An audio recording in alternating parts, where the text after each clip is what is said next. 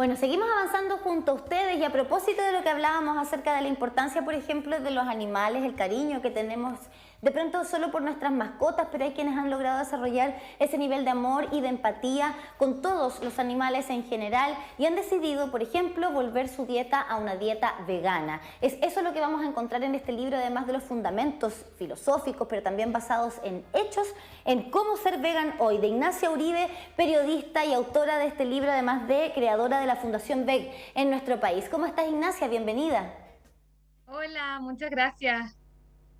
Oye, qué importante este concepto, Ignacia, de cómo ser vegan hoy. Y te quiero comenzar preguntando cómo era ser vegano antes, hace 5 años atrás, hace 10 años atrás, cuando se hablaba poco, cuando me imagino había pocas opciones también para llevar esta filosofía de vida, para que nos cuentes un poquitito cómo ha ido evolucionando el tema del veganismo en nuestro país. Sí, bueno, muchas gracias por la invitación. Creo que ya estar hablando acá, por ejemplo, en un canal de televisión sobre veganismo es algo que rompe varios paradigmas. Entonces, me parece que es una de las cosas que da cuenta cómo ha ido avanzando este movimiento a nivel nacional y también a nivel mundial. Y sobre tu pregunta, bueno, hace 5 años era mucho más difícil. No teníamos, por ejemplo, la gran cantidad de productos que tenemos hoy en supermercados, donde uno, por ejemplo, puede elegir, no sé, una leche vegetal de distinto tipo, de distinto sabor. O sea, hay de chocolate, hay de vainilla, hay sin endulzar, pero también hay de arroz, de soya, de almendras, de avena. Entonces, creo que en general ha ido avanzando mucho el tema, como podemos ver tanto en la oferta, por ejemplo, que encontramos hoy en día, como también en las personas también están más abiertas a probar productos veganos o sin ingredientes de origen animal. Ahora, Ignacia, me parece súper interesante mencionar que, por ejemplo, tú tienes un máster en Derecho Animal en la Universidad Autónoma de Barcelona. Eso nos da cuenta de que hoy día hablar de derechos animales es una realidad en muchas partes del mundo y se toman decisiones en base a aquello. No necesariamente solamente dejar de comer carne o productos de origen animal, sino que desde la política pública y la legislación. Creo que otra pregunta interesante, además de cómo ser vegano hoy, cómo es ser vegano hoy, es por qué. ¿Por qué ser vegano hoy? Bueno, ahí yo en el libro cuento que en realidad esto es un movimiento de justicia social. O sea, tal como otros movimientos sociales cumple en el fondo como con los mismos paradigmas, donde hay un grupo de seres que son las víctimas, que son en el fondo son las víctimas de este sistema y al mismo tiempo hay otro grupo que en este caso somos los seres humanos en general, quienes estamos muchas veces sin querer participar en este sistema violento, estamos participando porque también nadie nos preguntó, o sea, se da por hecho y finalmente es la norma, o sea, se nos inculca desde niños, desde que nacemos en nuestras casas, por ejemplo, comer carne, en el colegio, después te pasas la pirámide, pero nunca se nos da la otra opción. Y la verdad es que existe esta otra opción, existe la posibilidad de no participar en este sistema, pero incluso este sistema no tiene nombre, porque hablamos, por ejemplo, de veganismo o de vegetarianismo, el otro no tiene ningún nombre. Entonces también, por ejemplo, en el libro hablo del carnismo, y está todo relacionado a esto, a que finalmente el movimiento por los derechos animales es un movimiento de justicia social, pero también es muy particular, porque, por ejemplo, en este caso, las víctimas no tienen cómo defenderse. Entonces somos otros seres humanos, que básicamente somos en el fondo, en este tema como de especie, somos la especie privilegiada, somos quienes tenemos la opción de hacer un cambio y ayudar a estos animales que hoy en día están sufriendo. Y, y también ahí, claro, está todo lo que tú decías, el tema de las leyes, cómo han ido avanzando gracias a que otras personas han ido empujando esto. Por ejemplo, hoy en día hay muchos países que prohíben las jaulas para las gallinas ponedoras de huevo. En Chile no es el caso. Hoy en día el 98%, por ejemplo, de las gallinas en Chile está en jaula. Pero es un sistema que está prohibido ya en todos los países de la Unión Europea, en varios estados de Estados Unidos, por ejemplo, y en otros países del mundo. Entonces, claro, es un movimiento que va avanzando a distinto ritmo también a través del planeta. Y la idea del libro es empujar también a que avance un poquito más acá en Chile y en Latinoamérica. Yo quiero preguntarte por si este concepto de ser veganos en su 100% está motivado precisamente por la crueldad animal, para que nos cuentes un poquitito también cómo, porque yo sé que muchas personas a lo mejor llegan por distintos motivos a algún tipo de filosofía o en este caso algún tipo de forma de alimentarse, pero esencialmente en su totalidad está por personas que hacen esta conciencia o hay otras personas que llegan por otros motivos también. La verdad es que hay personas que llegan por distintos motivos. Un gran motivo, por ejemplo, es el tema de la salud también. No se habla casi nunca de esto, pero la OMS hace muchos años ya incluyó la carne procesada en el grupo de altamente cancerígenos, o sea, está en el mismo grupo que el tabaco, por ejemplo. Y a cada rato nosotros vemos campañas, obviamente de no fumar, por ejemplo, pero nunca vemos campañas de no comas hamburguesas, no comas jamón, no comas salchicha, y son productos que incluso las personas se los dan a sus hijos, cuando nunca les darían, por ejemplo, un cigarro, y están en el mismo grupo de cancerígenos de la OMS. Entonces, creo que también a medida que va avanzando la información, más personas se van uniendo a este movimiento desde distintas áreas, por así decirlo. También está el área medioambiental, y yo toco todos estos temas en el libro, pero creo que finalmente, ya sea por sabor, por salud, por medio ambiente, finalmente todos igual hacen este link a los animales, pero tampoco es algo que podemos exigirle a todo el mundo. No podemos esperar que toda la gente sea vegano por los animales o vegana por los animales. Y lo que habla también un poco el libro es que ojalá uno sea lo más vegano posible. También está esa posibilidad, en el fondo, que tenemos que ser más flexibles quienes somos veganos con el resto, porque ponte tú, si alguien me dice, no sé, a mí me encanta el sushi, yo sería vegano, pero me encanta el sushi. Ok, sé vegano excepto con el sushi, igual no va a comer sushi todos los días.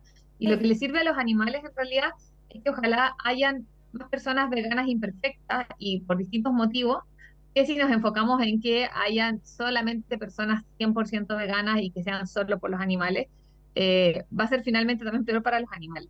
De todas Entonces, maneras, un poco el libro como que apunta a eso. sí, me parece súper interesante ese planteamiento del libro, lo que tú misma decías ahora, ¿no? Más personas veganas imperfectas que muy poquititos perfectos al 100%, porque de todas maneras es un aporte, de alguna manera, y siento que se tiende a normalizar mucho ciertas cosas, como por ejemplo que comer normal, lo pongo entre comillas, es comer carne. Y por eso entonces estigmatizamos a los que no la comen y los dejamos en un grupo aparte. O pensar que es normal adquirir, por ejemplo, las proteínas únicamente de origen animal, cuando tenemos una amplia gama de otros alimentos que son vegetales, que son legumbres, por ejemplo, que también nos entregan proteínas. Y en ese sentido quisiera preguntarte, porque tú en un congreso de veganos, justamente de veganismo, conociste a quien es el padre de tus hijos. Y tú cuentas en el libro que tus hijos no han comido carne. No sé si a la fecha del día de hoy ha variado o ha cambiado eso. ¿Qué hay de la nutrición? Y es algo, y yo sé que es una pregunta injusta porque a alguien que come carne no se le pregunta ¿cómo está tu nutrición? Pero yo sé que es una pregunta que muchos se plantean en casa. ¿Cómo un niño va a ser vegano? Y bueno, yo ahí cuento en el libro que mis hijos, claro, nunca han comido carne y el libro salió recién, así que eso se mantiene.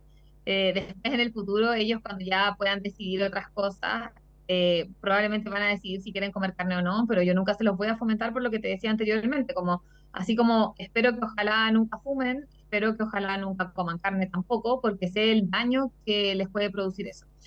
Em, Respecto a la nutrición, creo que en general como que somos todos muy ignorantes y claro, solamente las personas veganas se nos pregunta respecto a nutrición, pero yo siempre recomiendo que ojalá todas las personas que quieran hacer un cambio de alimentación se asesoren por algún nutricionista, porque la verdad es que, no sé, incluso alguien, no sé, que se va a poner, por ejemplo, a correr y quiere consumir más proteína, también debería asesorarse por algún experto nutricional. Ojalá que ese experto no tenga esta visión como carnista también, porque hay muchos nutricionistas que, por un lado, se especializan ahora en dietas plant-based, pero hay muchos otros que no saben del tema. Y creo que también los profesionales de la salud tienen el deber de informarse, aunque ellos no sean veganos, cómo atender a los pacientes que sí sean veganos o que sí quieran reducir sus productos de origen animal. Sin ir más lejos, por ejemplo, nosotros con la Fundación VEC hemos hecho algunas encuestas con Ipsos, y en el 2021, por ejemplo, preguntamos una encuesta completamente representativa a nivel nacional, en distintas regiones, edades, etcétera, quienes estaban buscando activamente disminuir su consumo de productos de origen animal. Y el 2021, un 36% de las personas en Chile estaban como en eso, pensando o viendo cómo disminuir ciertos productos de origen animal. Y este año volvimos a repetir la pregunta junto a Ipsos, y salió que un 46% de las personas en Chile, o sea, aumentó 10 puntos en 2 años. Es decir, el interés de las personas va creciendo por distintos motivos, por la crisis climática en la que estamos y donde los productos de origen animal son los más contaminantes. Y no me refiero solamente a las vacas, que probablemente alguien ya ha escuchado eso, también la piscicultura, por ejemplo, comer peces, los salmones, la pesca de arrastre, los cerdos también, los pollos, que es lo que más se consume. O sea, todos tienen una alta contaminación. Una caloría de legumbres, por ejemplo, versus una caloría de carne de vaca. La carne de vaca produce 280 veces más cambio climático que una caloría de legumbres. El pollo está también como en un, no sé, ciento y algo. Lo mismo los peces. Entonces, creo que por diferentes motivos las personas en Chile han ido avanzando en este sentido y la idea del libro es acompañar en esta transición y ahí también cada uno ve hasta dónde quiere llegar. En el fondo, el libro está pensado para no veganos y también para personas que en general, ojalá que sean lectores, pero si no leen, da lo mismo, porque también mediante el diseño que tiene el libro, tanto estructural como en las páginas en sí, está pensado también para personas que quizás normalmente no leen libros, pero sí leen, no sé, revistas, otro tipo de cosas, y se pueden saltar capítulos, ir a donde más les interesa. Entonces está como diseñado así, para que finalmente cada persona haga lo que más pueda. Bueno, es interesante saber el porcentaje también que involucra el veganismo, porque claro, el 75% de las personas veganas son mujeres, solo el 25% son hombres, o sea, por cada 3 mujeres, un solo hombre es vegano. Y lo otro que, claro, me llamó la atención y yo creo que muchos se estarán preguntando eso y tú lo pones en un capítulo de tu libro y que te lo han preguntado muchas veces. ¿Qué pasa si estás en una isla desierta o cae un avión en una isla desierta? ¿Con qué te vas a alimentar? Preguntan, y lo tienes tú dedicado a un capítulo en tu libro, te lo preguntan mucho, parece. Sí, son las típicas preguntas que hace la gente, pero también sirve para visibilizar que nadie de nosotros hoy en día vive en islas desiertas. Entonces, esas preguntas finalmente son un poco ridículas porque hoy en día, por ejemplo, con el tema de la globalización, o sea, vemos como, no sé, en pleno invierno incluso tenemos, por ejemplo, qué sé yo, sandías disponibles en el supermercado, o, no sé, plátanos, por ejemplo, a un súper buen precio y en Chile no se cultivan plátanos, y así todo. Entonces, la mayoría de las personas alrededor del mundo hoy en día tienen la posibilidad de acceder a nutrientes, y tengo que decir también que la huella de carbono asociada al transporte de la alimentación y de la comida es muy baja, es como alrededor del 5%, entonces uno tampoco debería preocuparse tanto por eso, aunque ojalá consumir local, pero sí va a ser siempre mejor consumir un vegetal o una proteína, por ejemplo, de origen vegetal que viene de afuera, no sé, una hamburguesa, por ejemplo, que viene de Estados Unidos, versus un pedazo de carne que venga de Chile, que aunque sea un producto local, finalmente igual va a contaminar más. O sea, para producir, por ejemplo, una hamburguesa se necesitan miles y miles de litros de agua, o sea, más de 2.500, 3.000 litros, por ejemplo, porque un kilo de carne son 15.000 litros de agua, versus las legumbres, que en realidad tienen una huella hídrica y una huella de carbono súper baja. Entonces, va por ahí también el tema, como hoy en día nadie necesita, como para sobrevivir sería distinto si uno dijera, mira, sabéis que vivo en Alaska y solamente puedo comer peces porque no crecen vegetales. Ya, ok. Pero no es el caso hoy en día. La mayoría de las personas tienen acceso a proteínas de origen vegetal que son también baratas. O sea, no hay que pensar solamente en no sé, las hamburguesas de Beyond, por ejemplo. Las legumbres, por ejemplo, son una muy buena fuente de proteína de origen vegetal y son mucho más baratas que la carne. De hecho, es una de las preguntas frecuentes que están en uno de los últimos capítulos del libro, es si es que es más caro llevar una dieta vegana, y dice, no, este es un mito, no es cierto, podemos comer muchísimas alternativas basadas en plantas y vegetales, y es por eso que te agradecemos, porque también vienen con recetas. Cómo ser vegan hoy, de Ignacia Uribe. Muchísimas gracias por haber estado con nosotros. Aparece ahí tu Instagram, pero también vegetarianoshoy.org en pantalla. Nos vemos en la próxima. Muchas gracias, que estén bien.